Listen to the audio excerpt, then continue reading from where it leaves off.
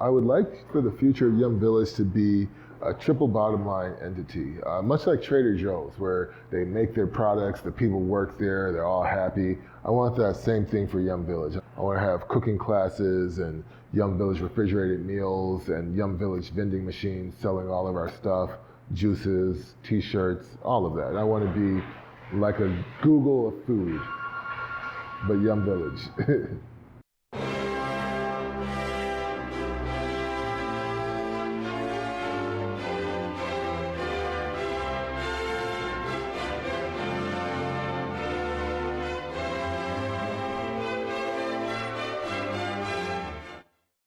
So Yum Village originally started, the first name was a phenomenon.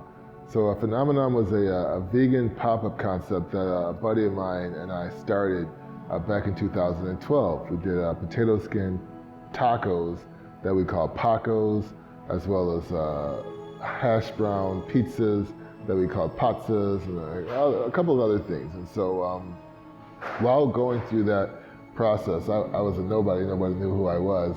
My buddy Brent Foster, he was the number 6 on the Rachel Ray Next Great American Chef competition. And so we set out to do culinary fast food just because, you know, at the time Detroit was considered a food desert back in 2012. We did a Kickstarter campaign, raised a little bit of money, started going the heavy road of being a business owner in Detroit, let alone a food operator. And so we decided to pause Phenomenon. I was working at Mosaic Youth Theater, helping with their marketing and development at the time. And so I decided to take a job on at Quicken Loans, and the plan was I'm gonna make some money and then I'll be like the funds for the business, since I was the least experienced cooking-wise. We eventually grew to larger scale pop-ups at Quicken Loans. I met a gentleman named Kweku who helped me kind of facilitate the scale of those types of things. And so in combination with winning that competition, we started to do the pop-ups at underutilized bedrock locations. And so we were fortunate to do it on the Madison rooftop building, as well as in the Quicken Loans vault bank, things like that. I ultimately separated the business and started to pursue more private Detroit-based buildings and operations. And so we started facilitating that. It was almost like a crash course, because during that time, got to work at institutions like Colors and started working with them on restaurant workers' rights. I started going to DC every year to fight for earned sick leave, paid time off, and a competitive wage for all workers, tipped workers included.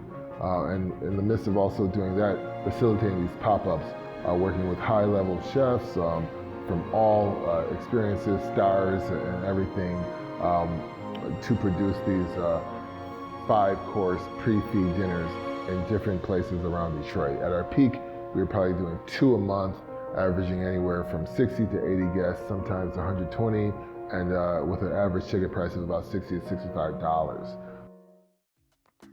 We decided to make one particular switch based off of the pop-ups that we were doing. And this was to start incorporating Afro-Caribbean concepts and Afro-Caribbean culture. We switched to Afro-Caribbean food and concepts and recipes, and my father retired back in 2016, 2017. We were kind of in a better place with pop-ups, and we decided to take that opportunity to really push the concept more and started doubling down on the Afro-Caribbean recipes and mainly focusing on doing Yum Village for that purpose. And so I ended up taking out a family loan to purchase the food truck for my father, to bring it up here to Detroit. He was living in Florida, still is, to pursue Yum Village, which has since evolved from Yum Village Food Truck to Yum Village Restaurant to now Yum Village Market Pantry, where we do everything from our prepackaged meals and spices, soaps, coffees, teas, all of that stuff. available through online purchase and eventually here in the restaurant as we redesign it and make it more of, like I tell people, an African-Caribbean noble fish, or a bodega, if you will.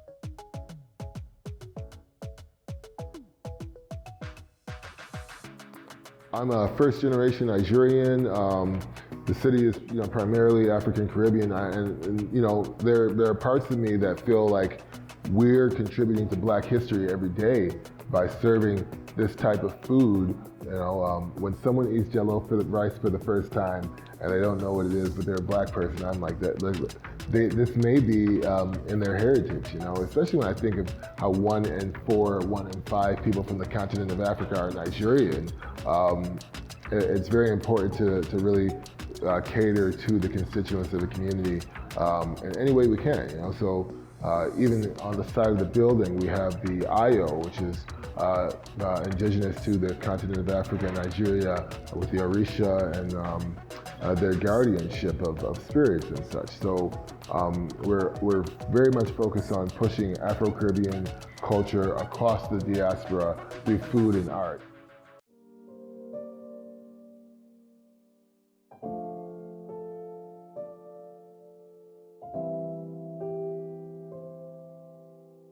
Yum Village, we do a lot of qualitative and quantitative data, and a large amount of the data points pointing to people wanting a direct representation of food that was accessible to them. So not so much that we're like a fusion concept. One of our models, African Raised, Detroit Made, but it's also accessibility as well.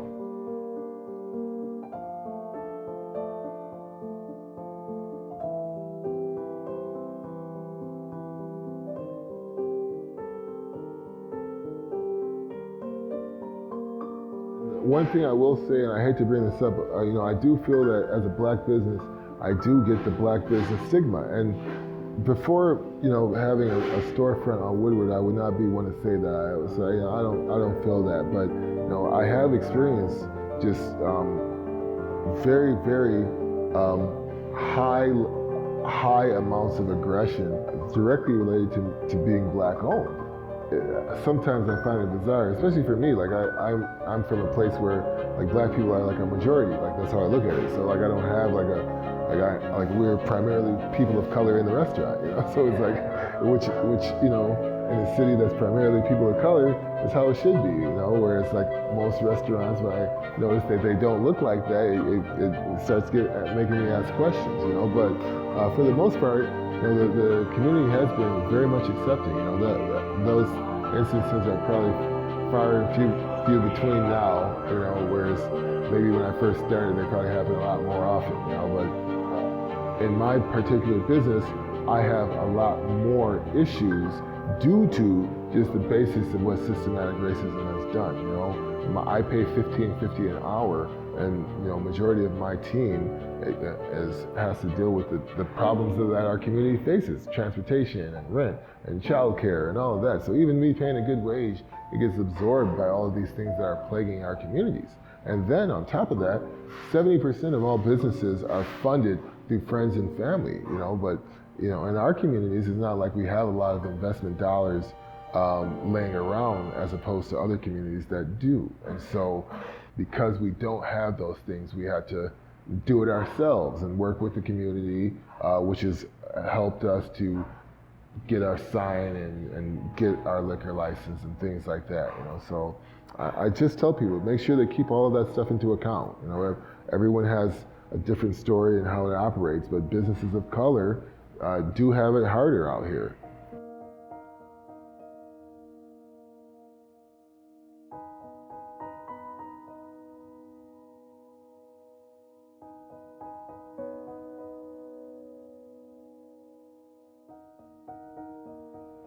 We're down 30% in sales. It's awful.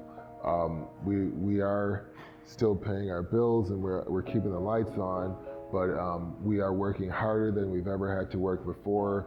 We're dealing with quite a lot more challenges than we've had to deal with before, and we're doing it as best as we can. We haven't gone down on our prices. We've kept the quality of our food pretty much intact. But Just to put it in perspective, the price of Brussels sprouts is about $40 or $50 a case now, which is only $20 less than the price of a 40-pound case of chicken, right? Pricing is skewed overall. In addition to that, the implications in Texas right now, they're being overrun by the virus just because, the dollar bill can't understand that science can't be bought. Like the dollar bill, I tell people all the time, like the dollar bill is running this country and it's going to do what it's going to do. And we just have to make decisions knowing that that's what's going to happen, And so, and the other aspect of it is we as a society have to pay attention to the language that we use. When you physically distance, you're like, which is what really we should be doing, then there's no like psychological connotation about not talking to people when you pass them on the eye, right? Like we've been saying social distancing. The psychological effect of social and distance has really taken the country by storm. Like we've lost all manners, and our humanity is now in question, and I'd say. And so this COVID has affected us in a lot of ways, but and despite all of that, one thing it has not done is taken away our ability to think for ourselves and our ability to be human and cater towards humanity. And I implore everyone going through this to take this opportunity to make those changes that you want to see, because even in I Speak, the restaurant industry was nothing I wanted to go back to. It still needs help, it still needs work, and while we can, I'm going to do what I can to make this business model work, Corona aside.